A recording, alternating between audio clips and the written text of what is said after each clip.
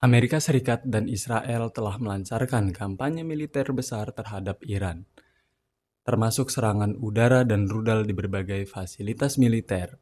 Hal ini dipicu oleh tuduhan adanya ancaman nuklir dan serangan presisi terhadap target strategis. Serangan itu menyebabkan kematian pimpinan tertinggi Iran, yaitu Ayatollah Ali Khamenei. Iran kemudian merespon hal ini dengan serangan rudal dan drone terhadap Israel serta pangkalan militer Amerika Serikat di berbagai negara Teluk.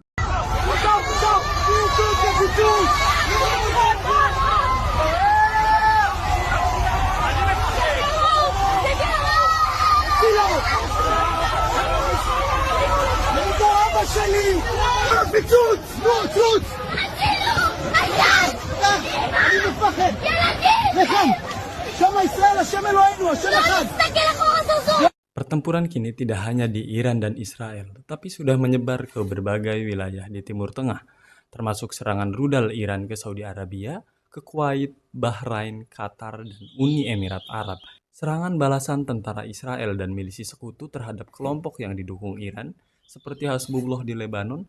Efeknya, konflik telah memakan korban di banyak negara dan memperluas front pertempuran. Perang tidak mungkin terjadi tanpa sebuah tujuan yang jelas, dan saat ini pejabat Israel dan Amerika Serikat menyatakan operasi militer bukan hanya menekan ancaman nuklir Iran, tapi terus berlanjut sampai struktur militer Iran bisa dilumpuhkan dan program nuklirnya dipastikan tidak berkembang. Donald Trump menyebut ini dengan upaya perdamaian dunia karena mereka menganggap Ayatollah Ali Khamenei adalah pemimpin yang zolim. Iran, the bully of the Middle East, must now make peace. If they do not, future attacks will be far greater and a lot easier. For 40 years, Iran has been saying death to America, death to Israel. They have been killing our people, blowing off their arms, blowing off their legs with roadside bombs. That was their specialty. We lost over 1,000 people, and hundreds of thousands throughout the Middle East and around the world have died as a direct result of their hate. In particular, so many were killed by their general, Qasem. Dampak besar dari perang ini adalah memungkinkan Iran untuk menutup Selat Hormuz, selat yang ada di jalur sempit antara Iran dan Oman. Sekitar 20% pasokan minyak dunia lewat ke situ. Kalau Iran mengancam kapal dagang atau benar-benar menutup jalur itu, maka ada beberapa hal yang akan kemungkinan terjadi. Yang pertama adalah pasokan minyak global langsung berkurang. Kapal tanker takut untuk lewat. Harga minyak dunia melonjak tajam karena pasar panik. Harga minyak itu sangat sensitif, bukan cuma soal stok, tapi soal ketakutan pasar. Dengan begitu artinya, hanya dengan perang asimetris, Iran sudah dapat menundukkan hegemoni negara-negara adidaya. Meski begitu, Iran juga tetap mempunyai sikap yang tegas. Iran menyatakan akan terus membalas dengan serangan yang lebih canggih dan menegaskan tidak akan berkompromi dengan Amerika Serikat ataupun Israel. Ancaman serangan rudal dan drone terus diumumkan oleh Korps Garda Revolusi Iran atau IRGC. Perang ini juga akan menyebabkan gangguan penerbangan di kawasan Timur Tengah.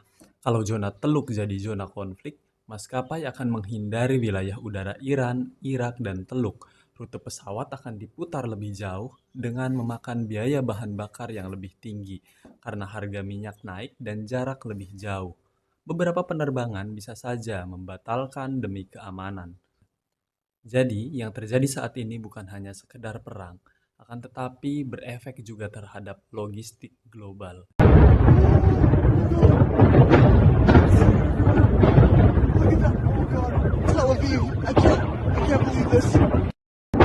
Jika perang ini tidak segera dihentikan, maka Indonesia juga akan menjadi negara yang terdampak dari perang ini.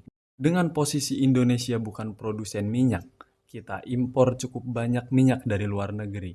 Kalau harga minyak naik, maka harga BBM dalam negeri tertekan. Pemerintah harus pilih antara subsidi yang membengkak atau harga dinaikkan. Dengan hal tersebut, bisa saja Indonesia mengalami inflasi.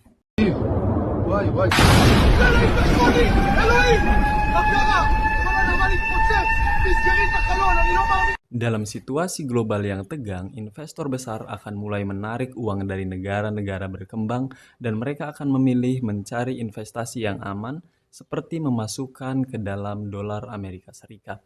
Akibatnya, Rupiah akan melemah, impor makin mahal, dan tekanan ekonomi akan terus bertambah.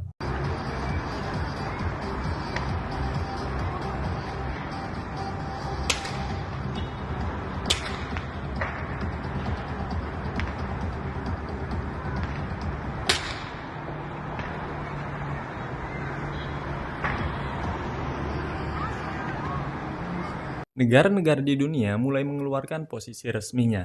Misalnya, Cina yang menyatakan dukungan terhadap Iran dalam mempertahankan kedaulatan dan integritas wilayahnya. Inti keadaan hari ini adalah konflik masih berlangsung dan sangat intens, dengan serangan udara, rudal, dan drone yang saling dilancarkan. Eskalasi telah berubah menjadi perang serangan dan balasan berskala besar di kawasan, bukan lagi sekedar bentrokan kecil atau proksi. Dampak konflik jauh melampaui militer, mencakup ekonomi global dan geopolitik sekaligus memicu reaksi berbagai negara lain.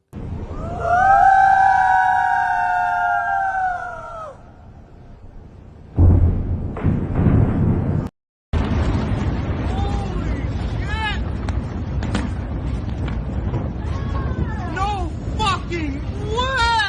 Oh shit! Oh shit! No, baby! No! Are we dangerous here? Yeah, we're dangerous. Oh my god! Are you filming? Yes, I'm filming! What?